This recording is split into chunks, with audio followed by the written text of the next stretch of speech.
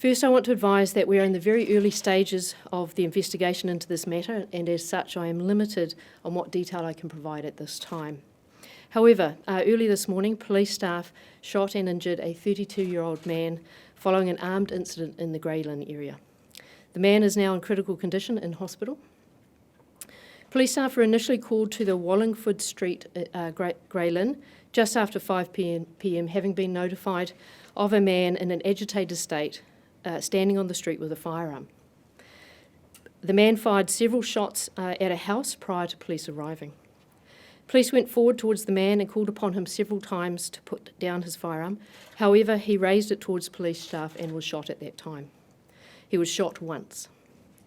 Officers immediately provided the man with first aid, with medical attention, and requested ambulance assistance. Police staff also searched the dwelling, but there was nobody inside at that time. We now believe that he lives at that address.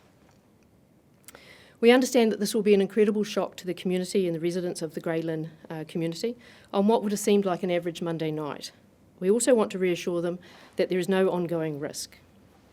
There will be an increased presence in the Grey Lynn area in the coming days as we conduct a scene examination and make inquiries, including speaking to locals. I want to acknowledge that this will have a huge impact on the officers involved also, and we will be providing them with support. The Independent Police Conduct Authority will be notified, and a police critical incident investigation is underway. I want to reiterate that we are in the very early stages of our investigation, and as such, I am limited in what we can tell you at this time. Any questions? Was this man known to police? I can't get into those details at this stage. We're very early in our investigation. It's really only just happened, so I can't really say it at this stage. At this stage, do we know if there are any gang links at all?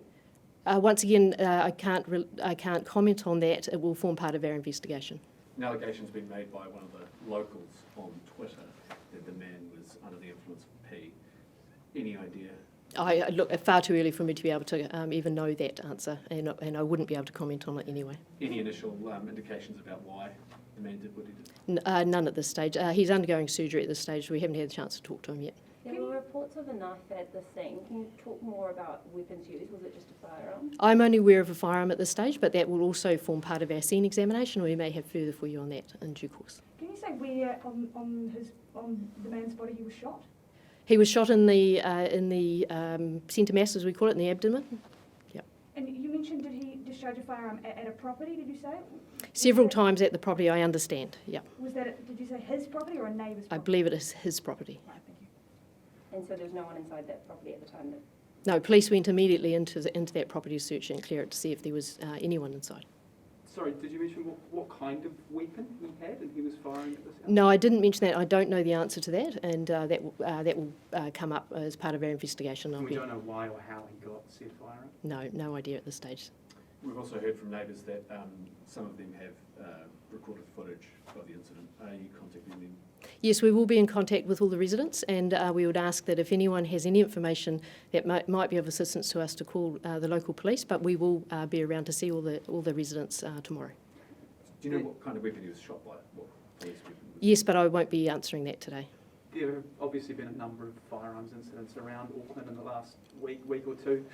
Are police doing enough to try and minimise these kinds of incidents, and should the public be concerned that we are obviously seeing more of these kind of incidents at the moment? Look, there's no doubt that there is an increase in firearms-related offending in Auckland, absolutely no doubt. But yes, we are doing an awful lot in that space. We have a number of operations running, investigations running. We have launched Operation Cobalt in terms of gang violence and gang gun violence, and we're working very hard in that space. You will see regular reports from police about gang members apprehended and put before the courts and how to account for their actions. I can't say in this case whether this is at all involving a gang member or not. It's too early, it's only just happened.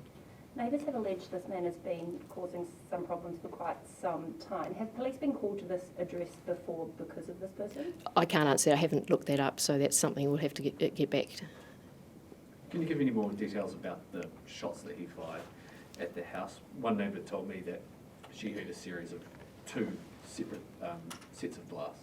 I understand it was several shots, so I don't have the exact detail. Our Eagle helicopter was above at the time and recording that incident, so in due course I will know that answer.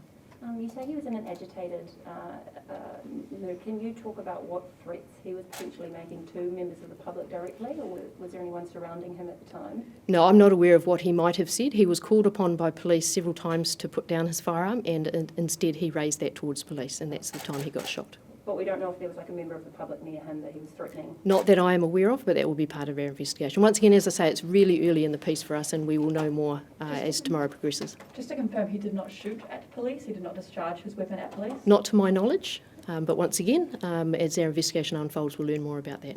Not to my knowledge. Do you expect this man to survive? What's the latest? I'm very hopeful that he does. No, not one of my police officers come to work to take someone's life, so I have every faith in the medical fraternity in the hospital, and as I say, he's undergoing operation at this stage. Can you say what that operation is? No, I have no idea. Just No. quickly, this obviously wasn't an easy situation for police officers. How difficult was that decision for them, and how are they holding up tonight? Look, every time an officer is faced with having to use that kind of force, it is a very difficult decision indeed.